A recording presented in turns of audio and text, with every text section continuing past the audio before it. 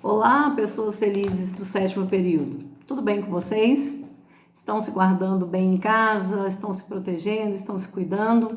Eu espero que sim.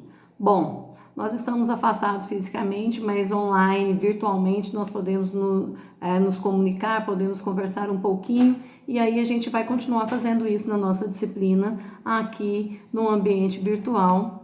E eu espero poder contribuir com vocês um pouquinho com essa atividade que eu coloquei para vocês lá na aba. Na aba de atividades, aliás, eu postei o link de um texto sobre o papel do orientador educacional na aprendizagem. Ele está previsto no nosso plano de curso, já seria agora, por esses dias. Então, a gente vai continuar com esse andamento para essa atividade e eu vou falar um pouquinho aqui com vocês. Eu quero que vocês participem lá do nosso fórum, coloquem as suas dúvidas, que possam conversar entre vocês e que possam direcionar as perguntas para mim ou para qualquer colega que vocês queiram fazer essa atividade. É muito importante que vocês participem desse fórum para que a gente possa estabelecer um processo de comunicação mais próximo.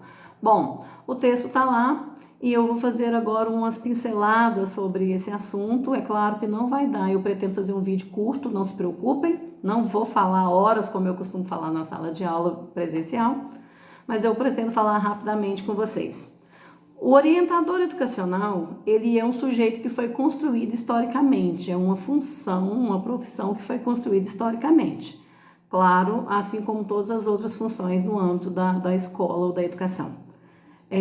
A origem desse profissional, ela foi nos Estados Unidos em 1930, segundo Pimenta, na sua obra de 1988, e justamente porque o país passava por uma reformulação, por uma necessidade de profissionais, de uma transformação econômica e cultural, e esse sujeito apareceu. No Brasil, ela apareceu mais ou menos na década de 40, e esse profissional tinha como a sua função principal incluir a ajuda aos adolescentes nas suas escolhas profissionais.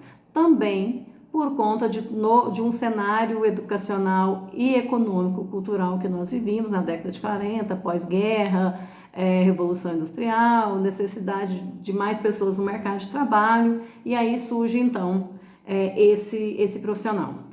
A autora fala, contudo, que como não tinha uma formação específica nessa época para esse sujeito, foi muito questionado as escolhas que se faziam. Escolher quem? Qual é esse sujeito que vai ser escolhido? O que ele tem que fazer? Então ficou muito duvidoso essas escolhas de quem assumiria a função. Não existia nessa época um curso de formação. Por isso essa dúvida, esses sujeitos eram escolhidos de acordo com os critérios de uma determinada pessoa e nem sempre era por conta de sua formação. Em 1958, o Ministério da Educação regulamentou provisoriamente a profissão do orientador educacional. Mas só em 1961, com a primeira Lei de Diretrizes Básicas de 4.024, é que regulamenta a formação do orientador educacional. Então, nessa época, passa a fazer todo esse processo. Essa lei, lá no artigo 63 da 4.024, fala que essa formação deveria ser feita nas faculdades de filosofia para aqueles profissionais que já tinham feito pedagogia ou algum curso superior. O foco ainda era no aluno, nos problemas do aluno dentro e fora da escola. Pouco se falava na autonomia de formação desse sujeito como cidadão. Era visto mais nessa época ainda como um psicólogo. Então, ainda só para resolver os problemas de comportamento, de escolha de profissão, pouco se pensava no sujeito como cidadão crítico. Segundo o Colares, 2006, essa construção histórica desse profissional, ela passou por alguns períodos, e ele apresenta esses períodos que eu vou ler para vocês conforme Colares. Ele diz que o primeiro período foi o período implementar, ele aconteceu de 1920 a 1941, está associado à orientação profissional, nessa função, preponderando a seleção e escolha profissional. O papel do orientador era auxiliar na escolha profissional desses sujeitos e inserir esses meninos, então, no mercado de trabalho. Depois, o segundo período foi o período institucional, de 42 até 1961, caracterizado, então, agora pela exigência legal da Lei de Diretrizes e Bases, que passa a ter a obrigatoriedade desse sujeito. Essa orientação nas unidades escolares de ensino, nos cursos de formação de orientadores E nesse período há a divisão funcional e institucional. Surge então a escola pública nesse período para que esse sujeito atue. O terceiro período é o período transformador, de 1961 a 1970, em que a Lei 4.024 faz a orientação, fala que essa orientação educacional é caracterizada como educativa, ressaltando a formação do orientador educacional e fixando, então, as bases da educação brasileira nacional como primeira lei de diretrizes e bases. O período próximo é o disciplinador, de 71 a 80, e faz, nessa época, em 71, a lei 5.692 de 71, ela faz uma reforma do ensino médio, e ela fala sobre a orientação educacional ser obrigatória nas escolas, principalmente ensino médio, incluindo o aconselhamento vocacional, porque passa-se então a pensar nesse sujeito numa perspectiva de formação tecnicista. Surgem os cursos técnicos e aí esse orientador tinha o papel de acompanhar e orientar os alunos na escolha de que curso eles queriam fazer nesse ensino médio. O período questionador, que vai de 80 a 90, o orientador ele interroga então suas práticas nesse período e começa a pensar, poxa, é só isso que eu tenho que fazer? É só orientar para a profissão? A questão do aluno trabalhador e sua realidade no meio social. A prática da orientação volta-se para a concepção de educação como ato político. Começa a se pensar então que educar é um ato político, como diz o Paulo Freire. E o período orientador foi a partir de 1990. A orientação está voltada para a construção do cidadão comprometido com seu tempo e sua gente, trabalhando a subjetividade e a intersubjetividade desses alunos, obtida então por meio do diálogo. Começa a se pensar nesse sujeito como um cidadão integral, como um sujeito integral e que precisa compreender o mundo em que ele vive e, mais do que compreender, atuar nesse mundo para transformá-lo. Ela se fundamenta, essa profissão, essa função orientadora, ela se fundamenta pela Lei de Diretrizes e Bases de 61, né, que agora foi revogada pela Lei de Diretrizes 93/94/96, mas ela está desde essa época. Pela 5.692, como eu já disse para vocês, mas agora na nova Lei de Diretrizes e Bases, a 93/94, de 20 de dezembro de 1996, ela não traz essa função como sendo obrigatória. Mas ela traz ainda sobre esse assunto lá no artigo 64, falando que o orientador educacional, ele é citado nesse artigo e fala que ele tem que ter sua formação em nível superior ou em pós-graduação. A maioria dos profissionais que atuam nessa área, eles fazem uma formação lato sensu, né? Eles vão para uma pós-graduação após o curso de pedagogia, geralmente. Qual que é o papel do orientador? O texto que vocês têm disponível lá na aba de atividades fala que ele é uma opção, ele não é obrigatório, você escolhe ou não ser orientador educacional. E esse profissional ele atua na busca de atitudes cotidianas que promovam a união e integração. O orientador atua promovendo uma prática que inclui combatendo a discriminação, compreendendo e auxiliando o aluno no seu desenvolvimento pleno, sem preconceitos, com muito respeito, independente da sua condição econômica, da aparência física ou opção sexual de todos os sujeitos da educação. Então, esse sujeito, esse profissional, ele atua muito diretamente com os alunos e as relações que esses alunos estabelecem, tanto no ambiente escolar quanto fora desse ambiente escolar, facilitando ou promovendo condições de que esse sujeito se encontre no mundo.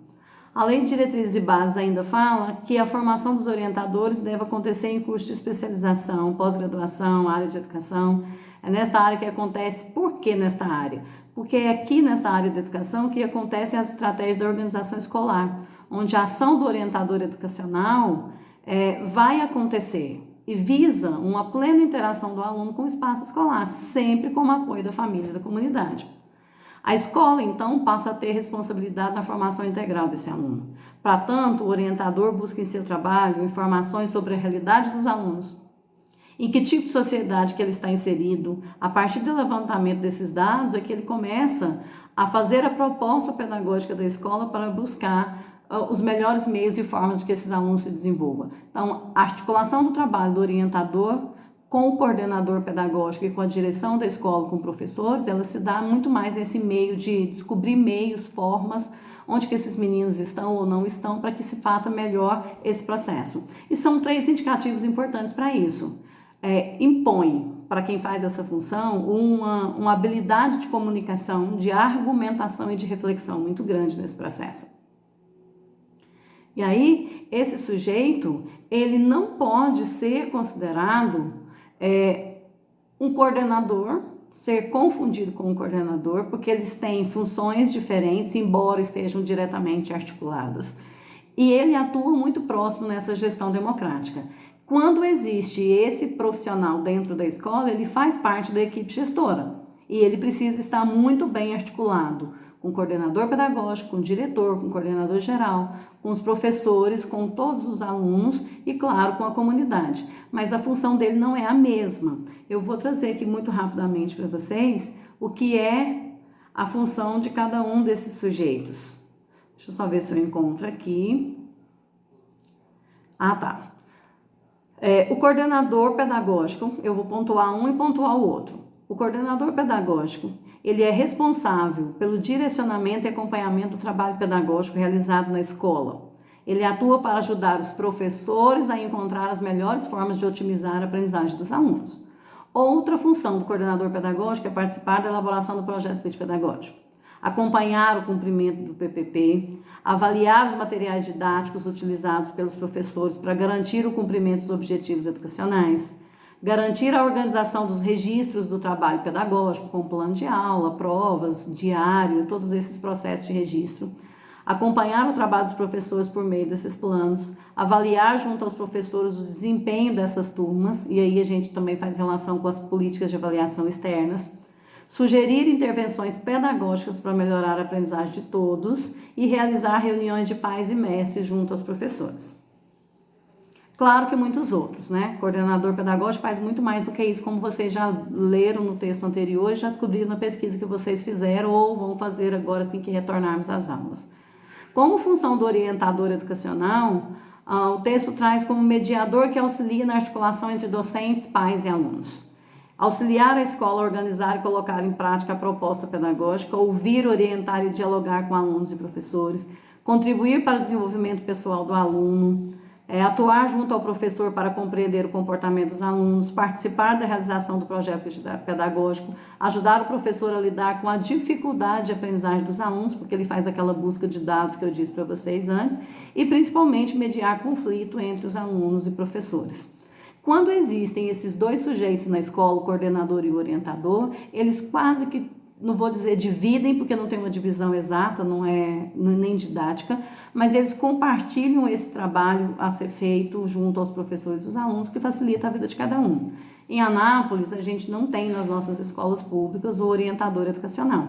E isso tem sobrecarregado ou tem dado ao coordenador pedagógico um papel muito mais duro de se cumprir, mais difícil de se cumprir. Então tá aí, algumas considerações. Nos vemos no fórum ou aliás, conversaremos no fórum, né? Bateremos um bom papo e o que vocês tiverem de dúvida vai postando lá pra gente, ok? Beijos, espero que nós possamos nos ver fisicamente, pessoalmente muito rápido. Até mais, se cuidem. Beijo.